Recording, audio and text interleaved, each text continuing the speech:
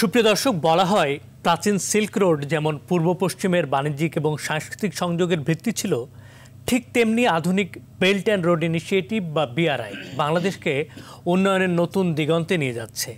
অবকাঠামো, বন্দর, জ্বালানি ও প্রযুক্তি খাতে চীনের বিনিয়োগে বাংলাদেশের অর্থনীতি গতি পাচ্ছে। পদ্মা সেতুর মতো প্রকল্পে এই সহযোগিতার প্রভাব স্পষ্টই দেখা যাচ্ছে। সুপ্রিয় দর্শক, আরটিভি এবং চায়না মিডিয়া গ্রুপ সিএমজির যৌথ আয়োজনে আপনাদেরকে স্বাগত জানাচ্ছি আমাদের নিয়মিত আয়োজন চায়না ফোকাস অনুষ্ঠানে। সঙ্গে আছি আমি শাহানশা রাসেল। আজকে আমরা আলোচনা করব যে বিষয়টা নিয়ে, সেটা হচ্ছে প্রাচীন সিল্ক রোড থেকে চীনের বিআরআই বা বেল্ট অ্যান্ড রোড ইনিশিয়েটিভ।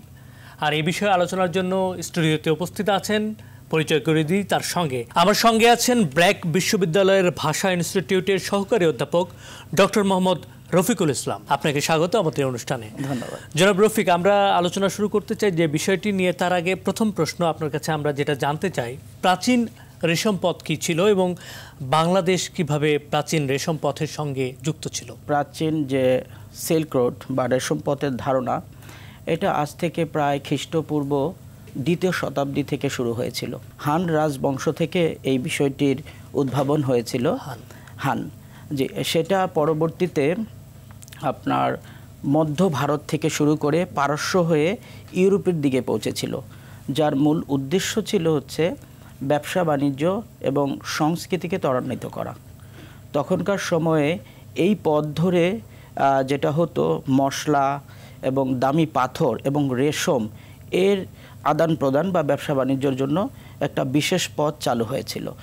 যুগ যুগ ধরে এই বিষয়টি চলমান থাকার পরে পরবর্তীতে এই বিষয়টিকে আরও বেশি আধুনিকায়নকরণের জন্য এর প্রথম একটি নাম দেওয়া হলো, সেটা হচ্ছে অবর, যেটার বিষয়টা হচ্ছে one belt one road strategy যেটাকে বলছিল। বাট পরবর্তীতে 2013 সালে বর্তমানে যে চীনা প্রেসিডেন্ট রয়েছেন শি জিনপিং, উনি তার নামকরণ করলেন বিআরআই।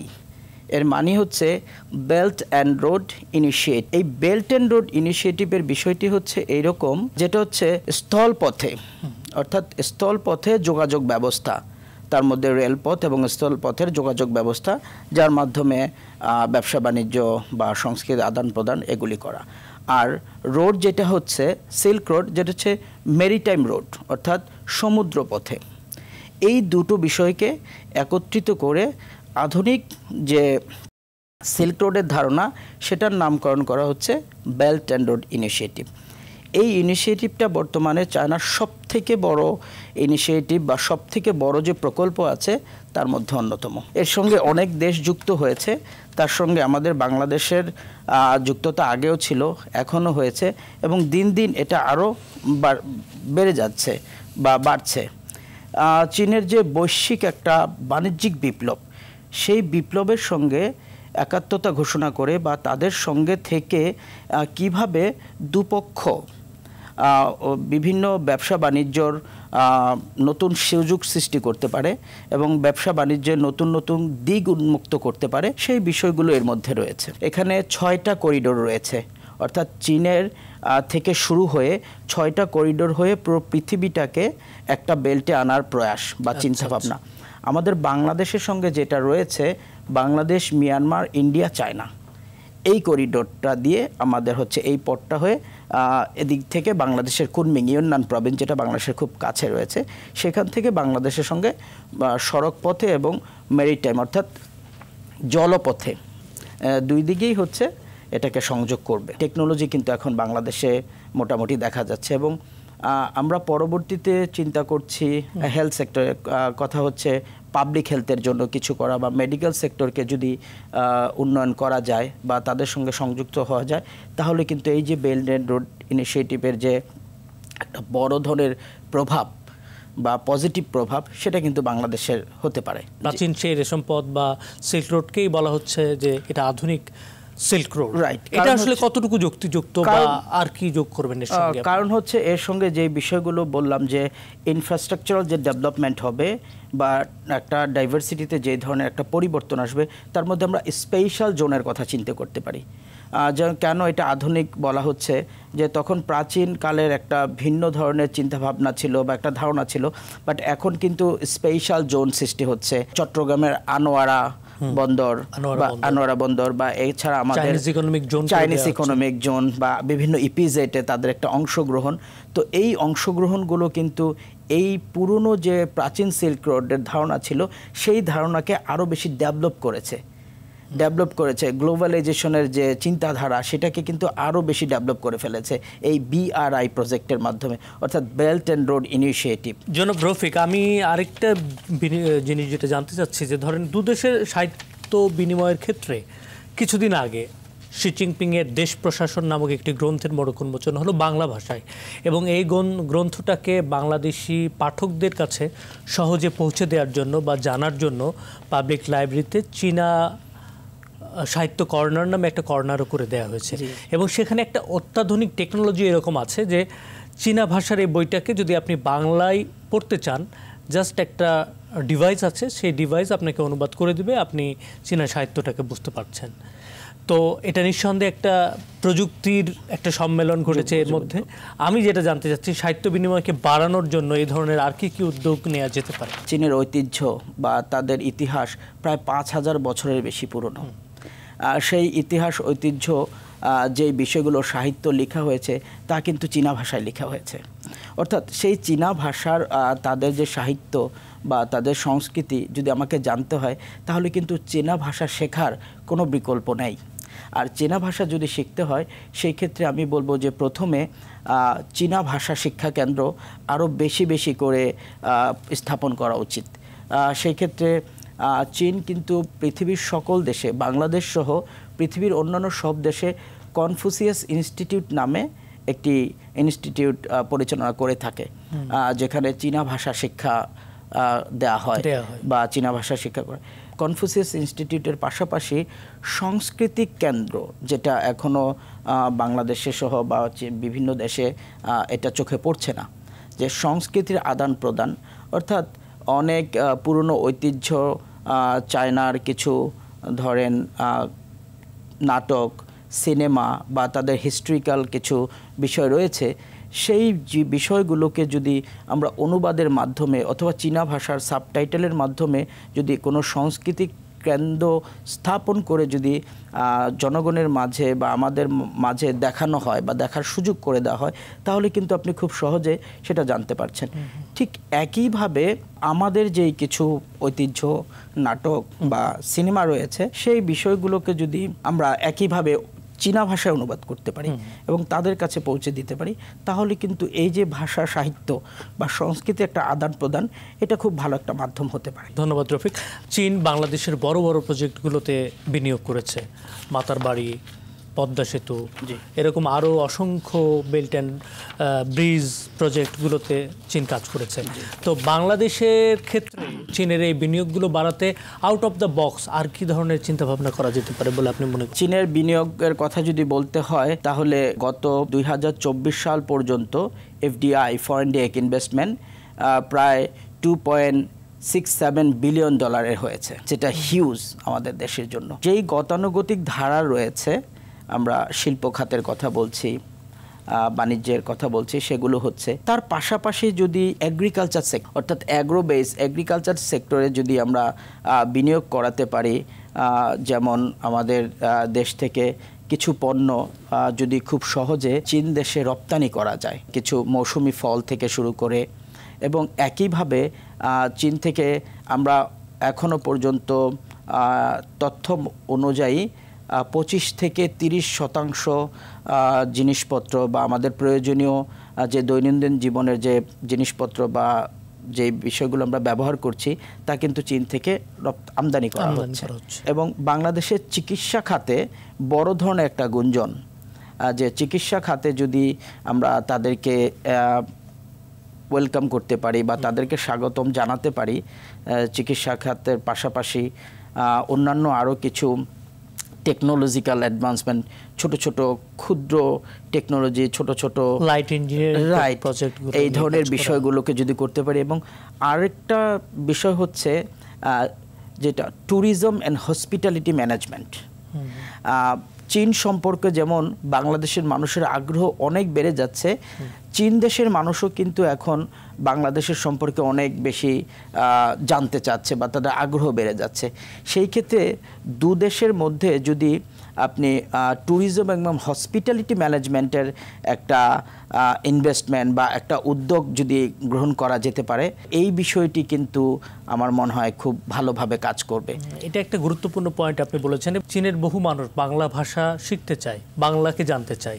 এটা এক ধরনের এক্সচেঞ্জের দারুণ একটা মাধ্যম। এবং আমাদের যেটা হচ্ছে যে স্টুডেন্ট এক্সচেঞ্জ, শিক্ষার ক্ষেত্রে চীনা গভর্নমেন্ট প্রত্যেক বছর বাংলাদেশের প্রচুর পরিমাণে শিক্ষার্থীকে পূর্ণ বৃত্তি দিয়ে চীন দেশে পড়াশোনার সুযোগ করে দিচ্ছে। তো এই বিষয়গুলোকেও যদি আমরা প্রফেশনালি নিতে পারি, শিক্ষার জন্য, উচ্চ শিক্ষার জন্য যদি চীনকে আমরা মনে করতে পারি বা বেছে নিতে পারি, সেটাও কিন্তু একটা নতুন মাধ্যম হতে পারে। জি, ধন্যবাদ ডক্টর রফিক, আপনি কথা বলছিলেন। আমরা এই বিষয়ে আরও আলোচনা করব, ঠিক এই মুহূর্তে নিতে হচ্ছে একটি ছোট্ট বিরতি। সুপ্রিয় দর্শক, আপনারা দেখছেন RTV এবং চায়না মিডিয়া গ্রুপের যৌথ আয়োজনে চায়না ফোকাস অনুষ্ঠান। সঙ্গে আছি আমি শাহানশা রাসেল। অনুষ্ঠানের এই পর্যায়ে নিচ্ছি ছোট্ট একটি বিরতি, সঙ্গেই থাকুন। দর্শক, আবারও আমন্ত্রণ চায়না ফোকাস অনুষ্ঠানে। সঙ্গে ছিলাম আমি শাহানশা রাসেল। আমরা কথা বলছিলাম চীনের প্রাচীন সিল্ক রোড থেকে বর্তমান BRI বা বেল্ট অ্যান্ড রোড ইনিশিয়েটিভ নিয়ে আমরা ফিরে যাচ্ছি আবারও আলোচনায়। ডক্টর রফিক, আপনি দীর্ঘদিন চীনে ছিলেন, চীনে পড়ালেখা করেছেন প্রায় 1 দশকেরও বেশি সময়। চীনা মানুষদের জীবন আচরণের কোন বিষয়টা আপনাকে বেশি আকৃষ্ট করেছে? চীনের লাইফস্টাইলটা নিয়ে যদি আপনি আমাদের দর্শকদের কিছু বলেন। দীর্ঘ একটা সময় থাকার সুযোগ আমার হয়েছে, সেই পড়াশোনার সুবাদে এবং দীর্ঘ একটা সময় চীন দেশে থাকার কারণে চীনের মানুষদেরকে এবং তাদের যে জীবনযাত্রার মান বা তাদের যে জীবনযাত্রার একটা বৈশিষ্ট্য, সেই জিনিসটা দেখার সুযোগ আমার হয়েছিল। তার মধ্যে প্রথম আমার যে জিনিসটি নজর কেড়েছে বা ভালো লেগেছে, চীনের মানুষের সময়ের প্রতি তাদের একটা ভালোবাসা বা সময়ের প্রতি একটা শ্রদ্ধা, এটা খুব ব্যাপক। অর্থাৎ চীনের যদি কারোর সঙ্গে আপনার কথা হয়, সে যেই সময়টাকে আপনাকে নির্ধারণ করবে, সেই সময়টার প্রতি কিন্তু তারা খুব বেশি যত্নবান। 7টা মানে 7টা এক নয়, সে হতে পারে 6:49 মিনিট, 6:49 হতে পারে, অথবা 6:55 মিনিট হতে পারে। এই বিষয়টা আমার প্রথমে ভালো লেগেছে। এরপরে ছোটবেলা থেকে আমরা বই পুস্তকে পড়েছি যে চীনা দেশের মানুষ বা চীন দেশের মানুষ অনেক পরিশ্রমী। কথাটা 100% সত্য। তারা কায়িক পরিশ্রমের ব্যাপারে তো খুবই উদ্বুদ্ধ এবং সহনশীল। কেউ তার নিজের কাজ করতে কোনো রকম দ্বিধান্বিত করছে না। কখনো কখনো বিশেষ প্রয়োজনে কোনো কোম্পানি বা কোনো ফ্যাক্টরিতে ভিজিট করতে হয়েছে বা দেখতে গিয়েছি, সেখানে আমি অনেক সময় দেখেছি যে কোম্পানির যে বস এবং ম্যানেজার অথবা সেখানে যে যারা শ্রমিক লেভেলে কাজ করছে, কখনো কখনো সেই বস ম্যানেজার তার অবস্থান ভুলে গিয়ে তার সঙ্গে কিন্তু কাজ করছে, এবং তাতে করে কখনো আপনার এটা ডিফাইন করতে বা নির্ধারণ করতে কষ্ট হয়ে যেত আসলে এখানে যারা কাজ করছে কে শ্রমিক, কে ম্যানেজার, কে বস। এই বিষয়গুলো আমি প্রায় আমার নজরে এসেছে এবং তারা নিজের হাতে নিজের কাজ করছে এবং ছেলে মেয়েদেরকে স্কুলে নিয়ে যাচ্ছে। দেখা যাচ্ছে যে একটা বিশেষ বৈশিষ্ট্য থাকে অনেক সময় ছেলে মেয়েদেরকে দেখাশোনা করার জন্য অন্য কারো সহযোগিতা করা। বাট আমি চায়নাতে যেটা দেখেছি, সকালবেলা অফিস শুরু হওয়ার সময় ছোট বাচ্চা যদি থাকে তাকে তারা স্কুলে দিয়ে তারপরে অফিসে চলে যাচ্ছে। আবার একইভাবে তারা তাদেরকে অফিস থেকে ফিরে তাদেরকে নিয়ে বাসায় চলে আসছে। তো এই সকল বিষয় এবং নিজের ঘর বাড়ি উঠান আঙিনা তারা নিজের হাতে নিজের কাজ করছে। গার্ডেনিং থেকে শুরু করে অন্যান্য পরিষ্কার পরিচ্ছন্নতার কাজগুলি খুব নিজে করছে। এবং কালচারের কথা যদি বলি, কালচারাল দিক থেকে তারা অনেক উন্নত। বয়োজ্যেষ্ঠকে সম্মান শ্রদ্ধা করা, ছোটকে স্নেহ করা, স্বাভাবিক যে আচরণ আমাদের বিভিন্ন ধর্ম অনুযায়ী সালাম কালাম আদাব নমস্কার, তাদের মধ্যে এই বিষয়গুলো আছে এবং অনেক বিনয়ী, তারা অনেক বিনয়ী। কখনো বাসের মধ্যে চলতে গিয়ে দেখেছি বা পাবলিক ট্রান্সপোর্টে ট্রেন মেট্রো বা রেলে যদি দেখেছি যে কোনো বয়োজ্যেষ্ঠ বৃদ্ধ বা স্পেশাল কোনো মানুষ এসেছে, তাকে কিন্তু সঙ্গে সঙ্গে খুব বিনয়ের সঙ্গে তার আসন গ্রহণ করার জন্য অনুরোধ করছে এবং সে এটা করার পরে তার যে একটা কৃতজ্ঞতা বোধ, সেই বিষয়গুলো আমার বেশ নজর কেড়েছে। ধন্যবাদ ডক্টর রফিক। আমরা জানি যে আপনি চীন থেকে গবেষণা করেছেন এবং বাংলাদেশের অর্থনীতি নিয়ে এক ধরনের গবেষণার কাজ আপনার আছে। বাংলাদেশের অর্থনীতিতে চীনের ভূমিকাটা যদি আপনি একটু সংক্ষেপে আমাদেরকে বলেন। ধন্যবাদ। বাংলাদেশের অর্থনীতিতে বর্তমানে চীনের ভূমিকা অনেক ব্যাপক এবং বলতে গেলে প্রথম সারির মধ্যে পড়ে। কারণ কিছুক্ষণ আগে আমি যে জিনিসটি আপনার সঙ্গে শেয়ার করেছিলাম যে এফডিআই, যদি ফরেন ডাইরেক্ট ইনভেস্টমেন্টের কথা বলি, direct Chinese investment to the Bangladesh, তাহলে সেক্ষেত্রে কিন্তু 2024 সাল পর্যন্ত বাংলাদেশে অলরেডি $2.67 বিলিয়ন ইনভেস্টমেন্ট হয়েছে। বিভিন্ন বড় বড় সেক্টর থেকে শুরু করে ইনভেস্টমেন্ট হচ্ছে এবং পরবর্তীতে আরও বেশ কিছু বড় প্রজেক্টের জন্য কিন্তু দুদেশেই প্রস্তুতি নিচ্ছে। বাংলাদেশের বিভিন্ন ইকোনমিক জোন এবং স্পেশাল ইকোনমিক জোনের কথা বলা হচ্ছে। সেই দিক থেকে বৈশ্বিক একটা পরিবর্তন লক্ষ্য করা যাচ্ছে। বাংলাদেশের সঙ্গে 50 বছরের পূর্তি একটা উৎসব, সেই উৎসবকে ঘিরে চীনের সঙ্গে আমাদের রাষ্ট্রীয় পর্যায়ে বেশ কিছু বৈঠক বা ভ্রমণ কিন্তু হয়েছে অলরেডি। তো সেখানে বেশ কিছু চুক্তিও হয়েছে আমাদের। সেই চুক্তিগুলো যদি আমরা ঠিকঠাক মতো বাস্তবায়ন করতে পারি, তাহলে মনে হয় বা আশা করতে পারি যে বাংলাদেশের অর্থনৈতিক বিপ্লবে চীনের এক বিশাল ভূমিকা থাকবে। জি, ধন্যবাদ ডক্টর রফিক। আপনি কথা বলছিলেন, আমরা এই বিষয়ে আরও আলোচনা করব। ঠিক এই মুহূর্তে নিতে হচ্ছে একটি ছোট্ট বিরতি। সুপ্রিয় দর্শক, আপনারা দেখছেন RTV এবং চায়না মিডিয়া গ্রুপের যৌথ আয়োজনে চায়না ফোকাস অনুষ্ঠান। সঙ্গে আছি আমি শাহানশা রাসেল। অনুষ্ঠানের এই পর্যায়ে নিচ্ছি ছোট্ট একটি বিরতি, সঙ্গেই থাকুন। দর্শক, আবারও আমন্ত্রণ চায়না ফোকাস অনুষ্ঠানে। সঙ্গে ছিলাম আমি শাহানশা রাসেল। আমরা কথা বলছিলাম চীনের প্রাচীন সিল্ক রোড থেকে বর্তমান BRI বা বেল্ট অ্যান্ড রোড ইনিশিয়েটিভ নিয়ে আমরা ফিরে যাচ্ছি আবারও আলোচনায়। ডক্টর রফিক, সর্বশেষ বর্তমান একটা পরিস্থিতি যেটা হচ্ছে ট্যারিফ অস্থিরতা। আমরা জানি US এবং চীনের মধ্যে ট্যারিফ অস্থিরতার শিকার হচ্ছে সারা বিশ্ব অর্থনীতিতে এটার একটা ইম্প্যাক্ট পড়ছে, যদিও কিছু সুবাতাসের কথা আসছে। বৈশ্বিক অর্থনীতিতে এই ট্যারিফ অস্থিরতা বা বৈষম্যটা কিভাবে আন্তর্জাতিক সম্পর্ককে বা অর্থনীতিকে প্রভাবিত করে? ধন্যবাদ। আসলে এই সময়ের সবথেকে গুরুত্বপূর্ণ একটা বিষয়, এই বিষয়টা হচ্ছে যদি ট্যারিফের কথা আপনি বলতে যান, ট্যারিফ যদি হঠাৎ করে বেড়ে যায় তাহলে কিন্তু অনেক ধরনের অভাবনীয় বা অনেকভাবে এর প্রভাব পড়ে।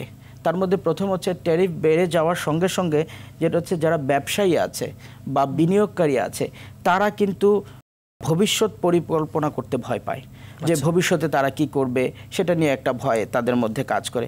এবং এছাড়া যে দ্বিপাক্ষিক চুক্তিগুলি হয়, সেটা সরকারিভাবে হোক বেসরকারিভাবে হোক, সেই দ্বিপাক্ষিক চুক্তিগুলো কিন্তু দীর্ঘস্থায়ী হওয়ার জন্য তাদের মধ্যে একটা সন্দেহের সৃষ্টি করে যে আমার এই দ্বিপাক্ষিক চুক্তিটা যদি দীর্ঘস্থায়ী হয় কিন্তু ট্যাক্স ট্যারিফটা যদি এই অবস্থায় থাকে বা বেড়ে যায়, তাহলে একটা বড় ধরনের বিপদ হওয়ার সম্ভাবনা থাকে। এবং তার থেকে বড় একটা বিষয় হচ্ছে সাপ্লাই চেইন, যে সাপ্লাই চেইনটা ব্যবহৃত হয় সেটা কিন্তু নষ্ট হয়ে যায়। যেমন উদাহরণস্বরূপ যদি আমি বলি যে কোভিড-19 পরে যে ট্যারিফ যুদ্ধটা হয়েছিল, সেটা কিন্তু বহু চাইনিজ কোম্পানি চায়নার এই ব্যবসার থেকে বের হয়ে অন্য জায়গায় চলে যায়। 2018 থেকে 20 সালের মধ্যে যে যুক্তরাষ্ট্র চীনের মধ্যে একটা বাণিজ্যিক যুদ্ধ হয়েছিল, সেই যুদ্ধটা কিন্তু একটা এর বড় উদাহরণ। কারণ দুদেশেই পাল্টাপাল্টিভাবে একে অপরের উপরে শত শত প্রোডাক্টের উপরে কিন্তু তারা ট্যাক্স ট্যারিফ আরোপ করেছিল। সেই জন্য হঠাৎ করে যদি ট্যাক্স ট্যারিফ বেড়ে যায়, তাহলে এই যে বৈশ্বিক একটা ব্যবসা বাণিজ্য, এর দিকে কিন্তু একটা মন্দা ভাব চলে আসে। সেই মন্দা ভাবের প্রভাব শুধু এখান থেকেই শেষ হয়ে যায় না, ব্যবসা বাণিজ্য কিন্তু অনেক ধরনের সংকট সৃষ্টি হয় এবং বহুজাতিক যে কোম্পানিগুলি আছে এই কোম্পানিগুলি কিন্তু আপনার দেখা যাচ্ছে তারা তাদের আস্তে আস্তে করে বিনিয়োগের আগ্রহ যেটা আছে সেটা হারিয়ে ফেলে। আবার পক্ষান্তরে দেখা যায় যে ট্যাক্স ট্যারিফ বেড়ে যাওয়ার পরে আপনার একাধিক পক্ষ তারা হচ্ছে যেটা ট্যাক্স ট্যারিফ এগ্রিমেন্ট অর্থাৎ ট্যারিফ এগ্রিমেন্ট যেটা করছে, সেটা করার কারণে তৃতীয় পক্ষ যেটা থাকে বা তৃতীয় দেশ যেটা থাকে তার কিন্তু বড় ধরনের একটা ক্ষতি হয়ে যায়। কারণ আপনি যখন ট্যাক্স ট্যারিফের একটা এগ্রিমেন্ট করে ফেলেন 2 জাতি মিলে বা 3 জাতি মিলে, এর পরের যে পক্ষটা থাকে, পরের একটা দেশ থাকে বা পরের একটা যারা বিনিয়োগ করছে তারা কিন্তু তখন ব্যাপকভাবে ক্ষতির সম্মুখীন হয়ে যায়, উন্নয়ন থেমে যায়, অনেক ধরনের বড় বড় প্রকল্প থেমে যায়। আর তার থেকে এর সঙ্গে সঙ্গে শুধু এখানে শেষ হয় না, এখানে কিন্তু রাজনৈতিক এবং কূটনৈতিক একটা বিষয় লক্ষ্য করা যায়। তখন কিন্তু পক্ষান্তরে যখন অর্থনৈতিক একটা বিষয় খারাপ হতে থাকে, সেই দিক থেকে ভোক্তা কিন্তু এই ব্যাপারটা সরাসরি এর সঙ্গে জড়িত থাকে। অর্থাৎ আপনার ট্যাক্স ট্যারিফ বেড়ে যাওয়াই মানে হচ্ছে পণ্যের মূল্য বেড়ে যাওয়া। পণ্যের মূল্য বেড়ে যাওয়া মানেই হচ্ছে যে ভোক্তা যারা আছে তারা কিন্তু সহজে সেই পণ্যটাকে গ্রহণ করতে পারছে না, এবং সেই ক্ষেত্রে দেখা যাচ্ছে মুদ্রাস্ফীতি, দেশে মুদ্রাস্ফীতি হচ্ছে, তাই না? এবং এই মুদ্রাস্ফীতি হওয়ার কারণে তখন বিভিন্নভাবে এর প্রভাব গিয়ে রাজনৈতিক অঙ্গনে এবং ডিপ্লোম্যাটিক অর্থাৎ কূটনৈতিক অঙ্গনে গিয়েও পড়ে। অসংখ্য ধন্যবাদ ডক্টর রফিক, আপনি অনেকগুলো গুরুত্বপূর্ণ বিষয় নিয়ে কথা বলেছেন। একদমই এক লাইনে একটা বাক্যে যদি জানতে চাই, আপনি একজন শিক্ষকতা করেন, চীনে দীর্ঘদিন পড়াশোনা করেছেন, সেই সুবাদে আসলে আপনি আপনার ছাত্রদের জন্য যদি এক লাইনে কোনো উপদেশ দিতে চান, কোন বিষয়টা নিয়ে বলবেন? বিষয়টি খুবই জটিল, তারপরে যেহেতু চীন সম্পর্কে কথা বলছি, তাহলে আমি একটা কথা বলবো যে এখন একটা গুরুত্বপূর্ণ সময় এসেছে আমাদের কাছে চীনকে জানার। চীনকে আপনি জানার চেষ্টা করুন, জানার পরে আপনি চীনকে কিভাবে গ্রহণ করবেন সেটা সম্পূর্ণ আপনার ব্যাপার। আপনারা যারা আছেন, মিডিয়া কর্মী যারা আছেন, আমরা যারা আছি, আমরা আপনাদেরকে চেষ্টা করব সেটা হচ্ছে চীনকে জানার জন্য। সিদ্ধান্ত আপনার, চীনকে আপনি কিভাবে গ্রহণ করবেন। জি ডক্টর রফিক, আপনাকে অসংখ্য ধন্যবাদ, আপনি ছিলেন আমাদের সঙ্গে। আমরা একদমই অনুষ্ঠানের শেষ পর্যায়ে, আপনাকে আবারও পাবো আমাদের এই শোয়ে, সেই কামনায় থাকলো। দর্শক, প্রাচীন রেশম পথের গৌরবময় ইতিহাস থেকে আজকের বেল্ট অ্যান্ড রোড উদ্যোগ, বাংলাদেশ এবং চীনের মধ্যে বাণিজ্য, সংস্কৃতি এবং কূটনৈতিক সম্পর্কের এক নতুন অধ্যায় রচিত হচ্ছে এবং তা এগিয়েই চলেছে। আজ কথা বলছিলাম বাংলাদেশ এবং চীনের অংশীদারিত্ব, সিল্ক রোডের পুনর্জাগরণ নিয়ে। আজকের আলোচনা থেকে প্রতীয়মান প্রাচীন রেশম পথের ঐতিহ্য নতুনভাবে পুনরুজ্জীবিত হয়েছে বেল্ট অ্যান্ড রোড উদ্যোগের মাধ্যমে। এছাড়া বৈশ্বিক অর্থনৈতিক চ্যালেঞ্জ, ট্যারিফ অস্থিরতা এবং সাহিত্য সংস্কৃতির বিনিময়ের প্রেক্ষাপটে চীন এবং বাংলাদেশের সম্ভাবনার সুযোগ এবং যে দ্বার উন্মোচিত হয়েছে তা প্রতিফলন ঘটুক শীঘ্রই, সে প্রত্যাশাই শেষ করছি আজকে চায়না ফোকাস। এতক্ষণ সঙ্গে থাকার জন্য ধন্যবাদ। জয় চীন।